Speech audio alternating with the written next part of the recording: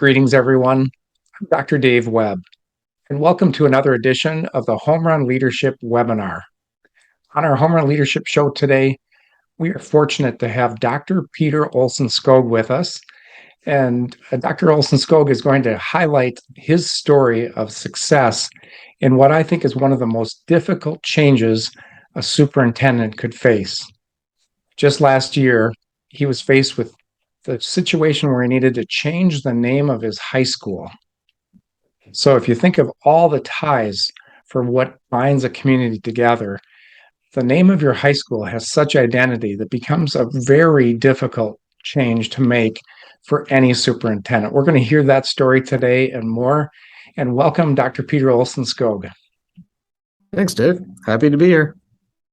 Hey, I'm wondering if you could tell us a little bit about your journey. I know you just finished your doctorate, so congratulations. But I'm wondering if you could even go back and end with the good news about your doctorate. But tell us your your life journey to get that to that place. Sure. Starting way back, I have moved around a little bit as a kid, so I got to see lots of different educational systems, including Minnesota, out in Seattle. But most of my childhood was in Canada, in Ontario. Were you actually born here? I was born here. Yep. I was born in St. Paul. My mom's Canadian, my dad's American, so that's what kind of got us going back and forth between the two places. And cool. And then I came back here for college. And so I went to the University of Minnesota Morris. Fantastic school, go Cougars. And then from there, I got my first teaching job. So I taught in Oakland, California. And that was a fantastic experience. How many years did you do that? I was out there for 2 years. So it's one of these stories where I got married after the first year, and my wife wanted to come home to the family in Minnesota. So, sure. That's definitely what we did. But it was by no means something that I was eager to leave, because the community there was a strong community.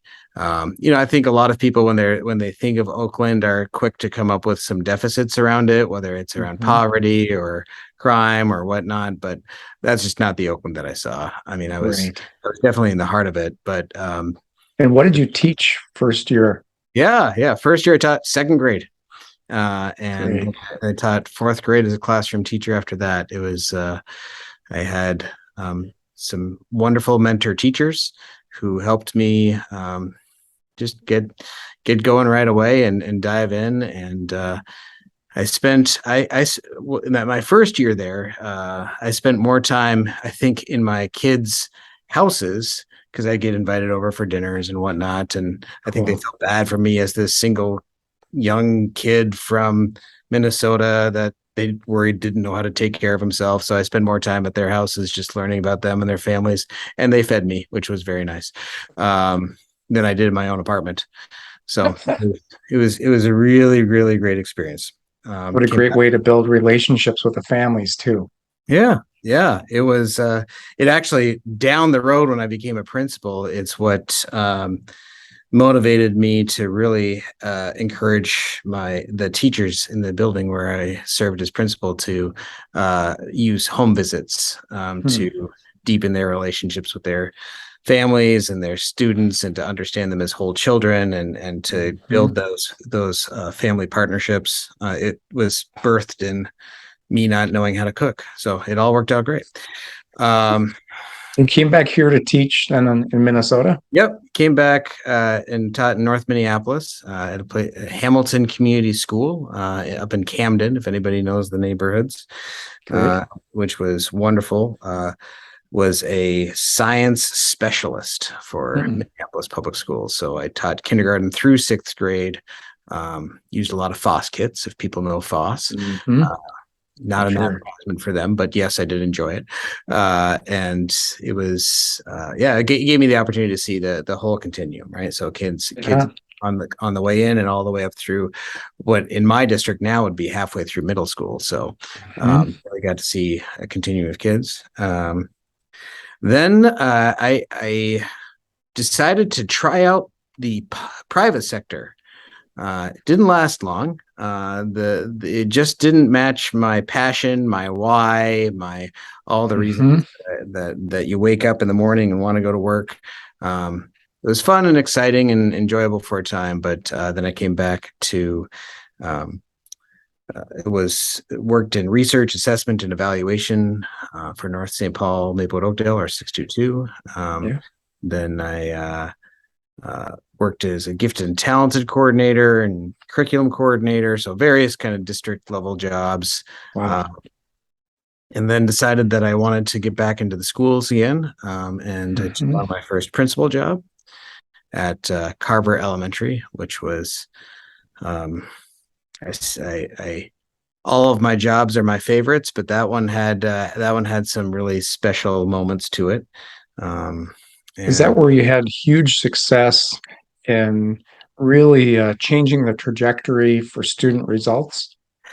it was when I came in. This was back in the days of adequate yearly progress, or AYP, and schools could get closed down if they didn't make their AYP goals for enough years in a row. And they Mm-hmm. were they were 1 year away when I entered as the principal of being the school that needed to be significantly restructured or shut or whatever consequence the Mm-hmm. district decided amongst the options.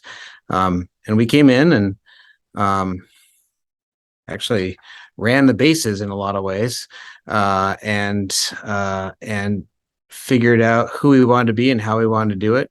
I mean, this is a fantastic school with fantastic community to begin with. So I was building off of a really strong foundation, or we were building off of a really strong foundation. But in the end, yeah, we ended up hitting our AYP targets, and then becoming the system at that time in Minnesota had another end of the continuum, which was identifying schools as reward schools, which is the top designation. Sure. And then we swung in 3 years from being closed to being a reward school, and then they maintained that status for, I think, for 5 or 6 years until they stopped doing that in our system. So it Yeah, was can I interrupt there, Peter? Because I think the data specialist, the school improvement specialist, you use the term base running. So, just for people new to the show, base running just means you touch the four science-based steps of IROD. Mhm. So, it's information, reactions, options, decisions every single time. So, what data people are so good at is they always start with the data, and they really oftentimes have to share really tough, hard news to say, hey, here's the data for our site.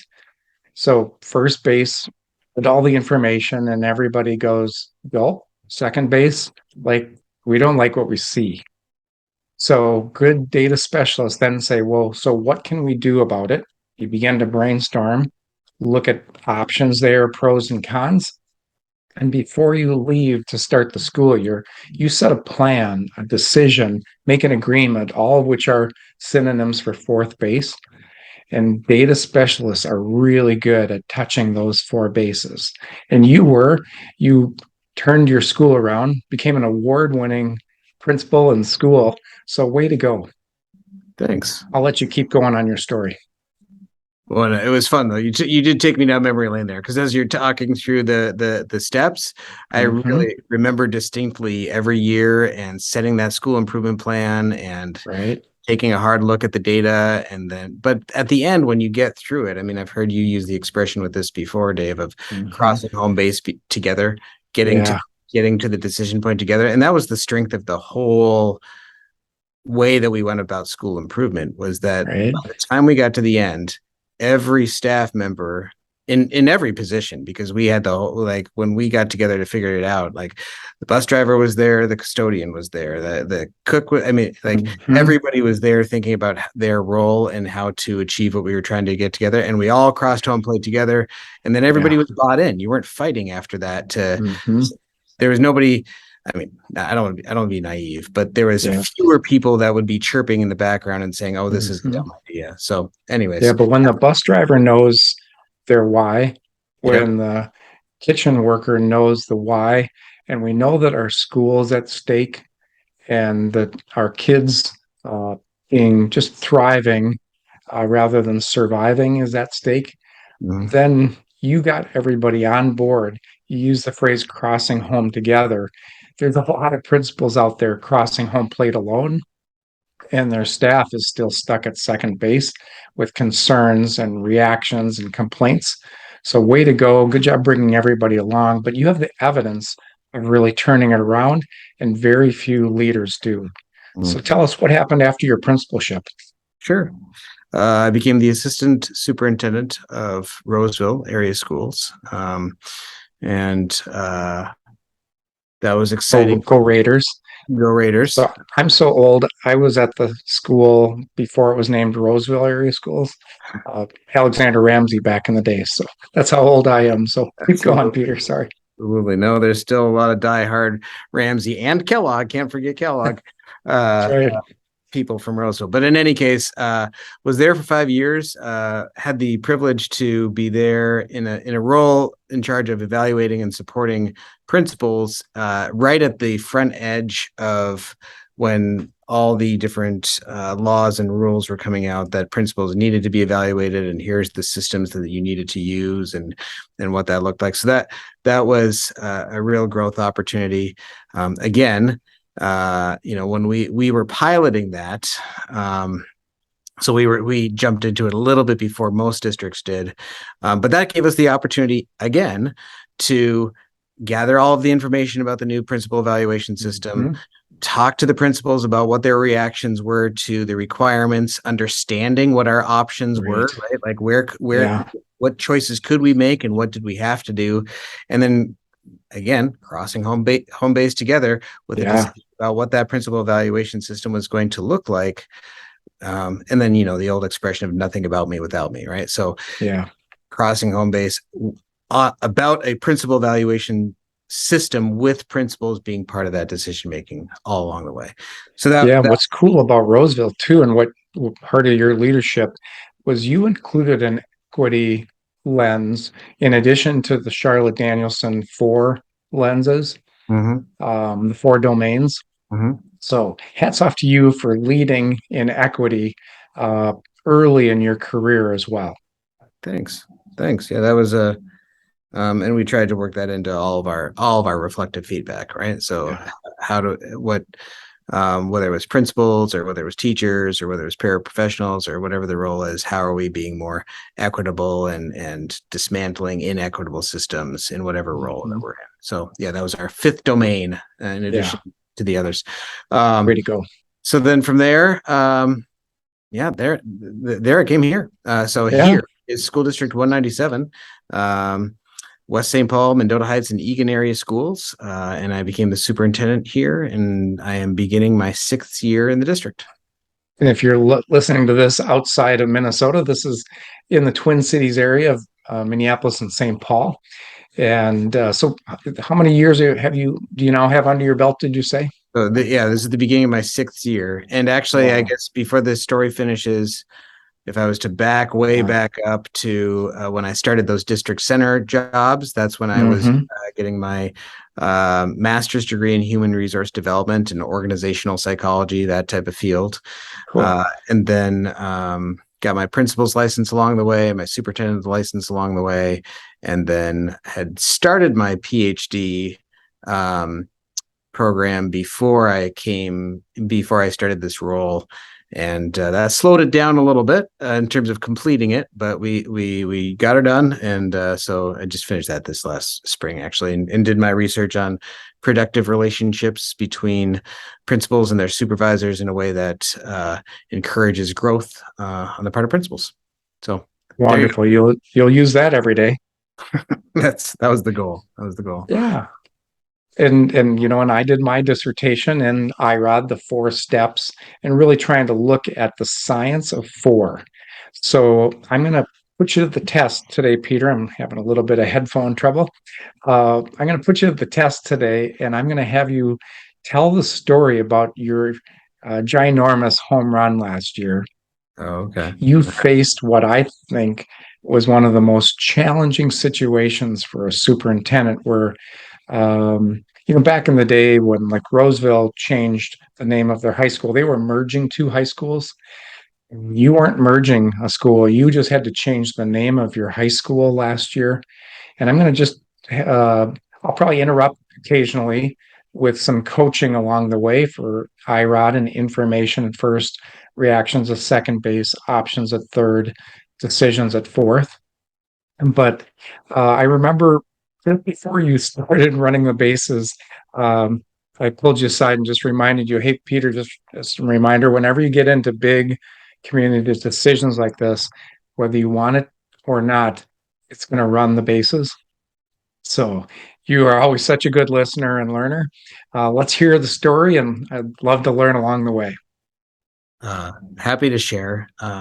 And just for you elementary folk out there, before I get into the story, I will let you know that the way you know if something is truly important is if it's laminated.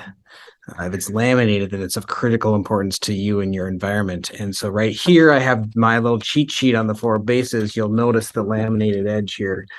So therefore, it's of critical importance to me. This must be important. Yeah. So as I would look at my laminated reminders of IROD, we'll start with the information. And that's that. So, and I'm going to bounce back and forth a little bit and set the stage for why you needed to change the name of your high school. Well, and that's actually you can I'll use the basis on this too, because why started with somebody coming to us from the outside with a decision. So they had already they had jumped to fourth base or home plate. Sure. Both work. And maybe in the fourth base. Yeah, clearly I'm not. I call it fourth basers if that's your leadership type. So have fun with it either way. Okay. All right. So they'd come to us with a decision, and the decision in their mind was that the high school name needed to change. Now they individually as people may have gone through their own process of gathering information and understanding their own reaction and developing options and then bringing us to as a decision. But as an organization, what happened was we had a group of community members who started coming to our public comment portion of our school board meetings and saying that the name needed to change. So our board did what good boards do, which is to listen and then to start gathering information before they make a decision. There you go. And so they asked me as a public servant to the board to gather some information. So I went to the Minnesota Historical Society and also looked for other experts in history, because all of this was grounded in history. The reason that they wanted the name of our high school to change is because it was named after a historical figure, Henry Sibley, and their concerns were about his treatment of the Native American people here in Minnesota in its early years of statehood. And it ranged from his involvement in some breaking of treaties. It stemmed from his involvement in the Dakota War. It stemmed from his involvement in some camps where women and children and elderly people ended up starving and freezing to death. And it stemmed from his involvement in the largest mass execution in the history of the United States. So somebody just said to me the other day that a phrase that I think encaptured a lot what a lot of people thought at the time was that while historically understandable for what was going on at the time, it was not morally defensible. And so after we gathered the information, the board, continued to gather reactions, right? Whether this was because news spread that that this was something that the board was considering, and so the board has a naming policy, and one of the criteria underneath the naming policy is, I would say these days there's just a general hesitance about naming buildings after people for these types of reasons. But within the policy, it says if you're going to name it after a person, they have to be a person of historical significance and they have to be a person of good character. So really the question the board was wrestling with was whether this was a person of good character. And to determine that, that's why they brought in the historical experts, right? So that they get as full of a view of the information that they could. So I'm going to interrupt for just a second, because the only way to fully touch first base is if you get all the information. So that's how you get to second and to third, is when you get all of every base. So hats off to you for getting to the Historical Society, doing the research, bringing in experts, getting everybody grounded for a long time on just the information before you jump to a quick decision. That's where we get into trouble as leaders, is when we get a little piece of information and we quick jump to fourth base and we strike out. So way to go. And so you got all the information. Your board was starting to get reactions then at public forums. And I'll let you tag back in. Sure. So the interesting thing is that this larger decision actually had two decision processes in it. So one was, should the name change? And the second was, what should it be? And so I think, from a leader perspective, this gets complicated, because when you're trying to make the decision, what reactions are you going to get from who, and what's appropriate for each specific decision? In this case, the board felt that deciding whether the name should change was a board decision, not one that was going to be made by popular vote, right? Because in order to make an informed decision, you needed to really verse yourself in the history and so it was a lot of information. Yes, there were some reactions that were gathered through public comment phases and through anything that people were emailing the board. They read it carefully. They listened carefully to all the reactions received. But the options for this decision, there was only two, because it was a binary choice. Should we change it or shouldn't we change it?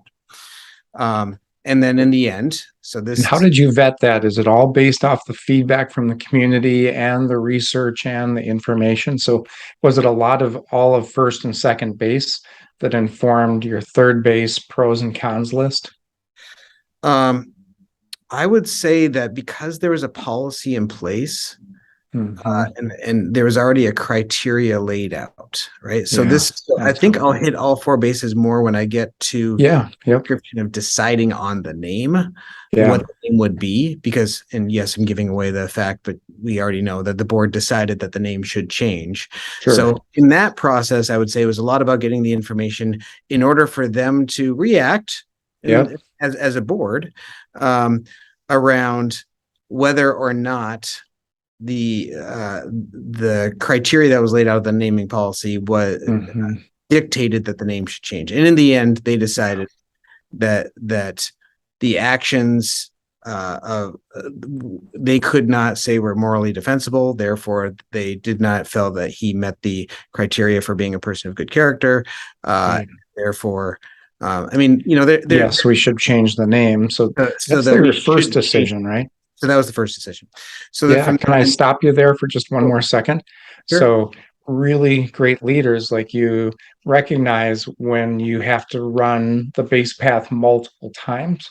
So you separated it out. You have to run the bases for every individual decision. You can't throw all your decisions together and try to run the bases at the same time. So you ran it once to get to, okay, we need to change the name. Now you're going to start over again. And you did. So tag into the second decision now. Sure. So in the second decision,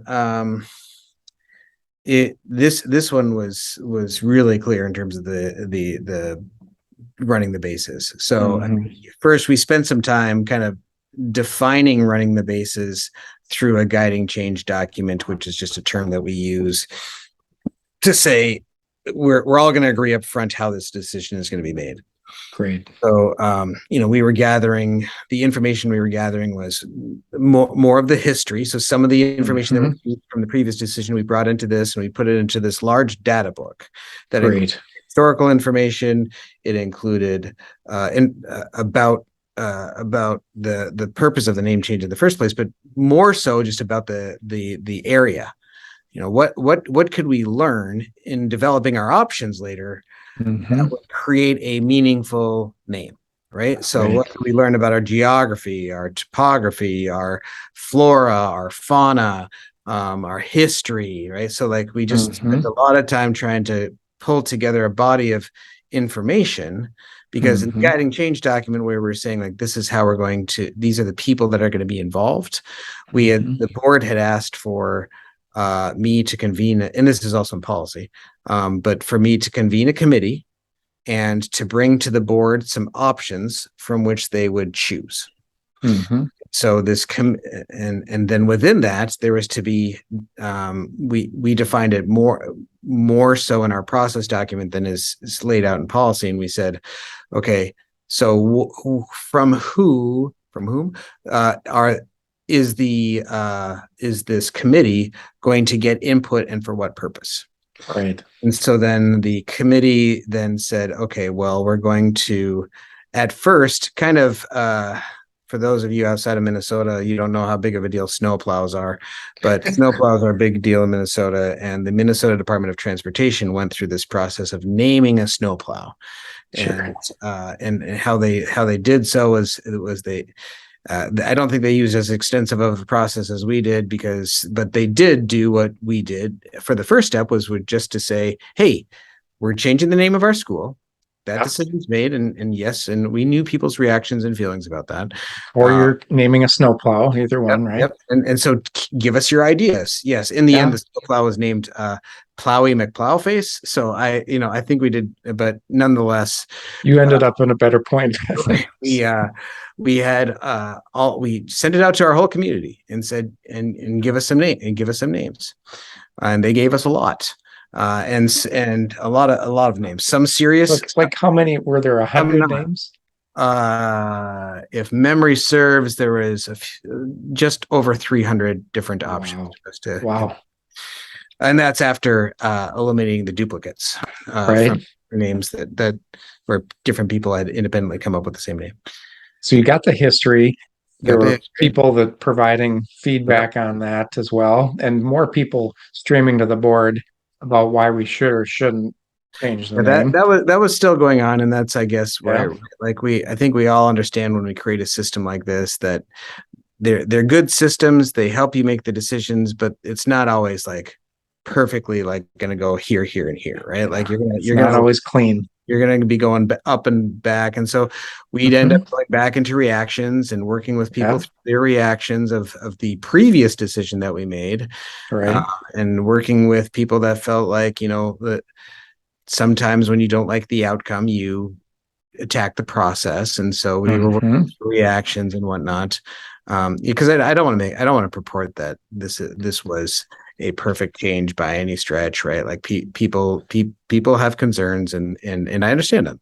And Um, how did you narrow the list from 300 down to five? uh, wow, good memory though. That you remember that five I wasn't a. remember seeing five in the newspaper. Yep, yep.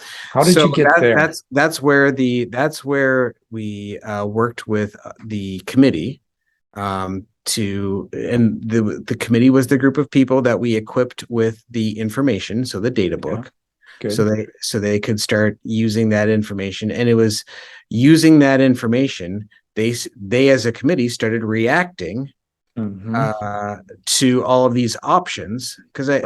I guess I would put the options the community gave as a little bit of information, a little bit of reactions, right? Like Yeah. it was both mixed into one, and that was Can I provided. remind the listeners for just there are four steps at third base, which makes it the hardest base. Usually, first base, you just ask, can we get all the information? Do we have everything? Check, you're good at first base if you have it all. Second, can we get everybody's reactions, the feedback? Do we have everything? Anybody else? Check, you got second. But at third base, once you get 300 names, you actually have one column, but you still have, in my mind, 3 more columns to check. So the next column that Peter did expertly with his team was they looked at pros and cons of every option. Like, what's the strength of this option number 17, this name number 17, and what are the cons of moving forward with option 17? And then what happens in the fourth column? So again, it's the list, the pros, the cons, and then the last column is this reprioritized list where sometimes you have 300 and a team like that might get 10 votes, their top 10 names to get to a list that's more manageable. And eventually you can narrow that list down, and they got down to 5. Do you remember what you did there at the end to get to 5? Well, I mean, you just described it basically, Yeah. right? Like Pros and cons. it listed the pros and cons and worked through a variety of, I mean, we probably used every consensus building trick under the sun to try and process the conversation, because it was a large group. And I intentionally, I guess I can share that because there was some intentionality behind it. The group that I put together, there was an interview, or there's an application process for that to be on this committee. And I looked intentionally for diversity of thought. Yeah, way to go. So we had people on the committee that were upset that the name was changing at all. We had people that felt that it was long overdue, and everybody in between. And then from a variety of perspectives and locations within the district, and just looking for some broad. So that, my point is, with a diversity of politics, a diversity of demographics, a diversity of everything you can think of, and a group of 25 on Zoom, because we're in the middle of COVID. Right. That part I'm proud of, because I mean it should be. It was tricky, and but I don't feel like, because they told me, so I can say that they felt that it was a good process through which they were able to reach some consensus and deeper understanding. So that's awesome. I can't tell you specifically. It would take too long to talk about all the different consensus things, but the point is that committee got it down to 5, and then we went back up to reactions and put those 5 out to our community again. Yeah, I saw it in the newspaper. So way to go. If you want to get community engagement, you be super public about it, so nobody sees that you're hiding anything. Right. And tell us the fun story about what you learned once the 5 options went in the newspaper. Yeah, well, when the 5 options went in the newspaper, and to be clear, we had diversity of linguistic backgrounds on our committee, but for whatever reason, people didn't catch it. So that's why it's important to continue to involve more people. But it's probably only funny for former Spanish teachers, but keep going. But in the end, one of our options ended up sounding like a curse word in Spanish. And if you know our community, over a quarter of our students are Hispanic or Latina. That would be bad. So that would be bad. You wouldn't want insert 4-letter word high school as your high school name. So more than they already do, right? Fair enough. So that was an advantage of being public and getting more input. That name was right. And so now the committee has more information. They've got more information. They've got more reactions, and so they took all of that information. And you make mistakes. And one of the mistakes that I think the committee made here was that they weren't explicit enough in, like, when you're gathering information, and especially when you're gathering reactions, it's important to be explicit about why. Sure. So one of the missteps that I made, and we were able to correct it down the road, but one of the missteps that I made was that when we were gathering these reactions about the names, part of it was this rating scale on various things that we thought clearly communicated. We're not asking you for your number 1, number 2, number 3 choice. This is not a popular vote. We're asking you for the strengths and the weaknesses of the different options that are out there. Yeah. But in the end, people still thought it was a popular vote. And when the board was, so then what happened from there is that of the 5 options, we narrowed it down to 3 options that we presented to the board. for them to choose, all according to this process agreement that we had said, this is how we're going to make the decision, talked about at a public meeting. And so then the board ended up deciding on one that, depending on how you interpret the results, could have seen as the second, not the first most popular option based on the survey that we put out there. Sure.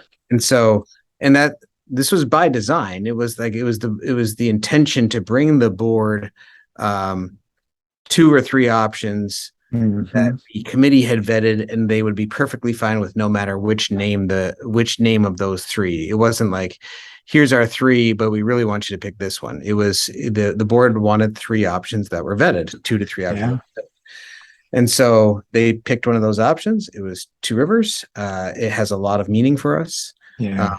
If you don't know the area, we our entire western border of the school district is one river, and then where the north-south kind of median of our district, another river comes together. So, and the junction of those 2 rivers in Native American is called Bedote. And that actually was one of the options along the way for the name of the high school, Bedote High School. And we ended up with Two Rivers, which was a more accessible way of describing that. But it's a really, really, really meaningful geographic area. And so that's part of it. But there was also internal symbolism that members of the committee appreciated. We've got 2 middle schools that come together as one. We have and then the other symbolism was, what do Two Rivers do? They come together and they move forward. And and that's cool at the time. And I think for time immemorial, that's something that we need a community to do. Yeah, we're always going to be facing tough stuff together. Whatever the thing of the day is, there's going to be more down the road, and we always need to be coming together and moving forward. And that's what Two Rivers do. So, and then the board voted on that top choice, and they made the call and crossed home plate together as a school board. Yeah, way to go. And there's the story, sir. Yeah, so good job again separating the 2 decisions, running the bases twice. Many leaders forget that, and then it just gets completely bogged down and slowed down. And oftentimes leaders just don't see or don't understand why. So huge job in structure, separation, really knowing the decision-making process, knowing IROD, and then touching every base. Way to go. Thanks. So Peter, just a couple of follow-up questions, and then we'll close for today. Your Homerun leadership type. You took the assessment.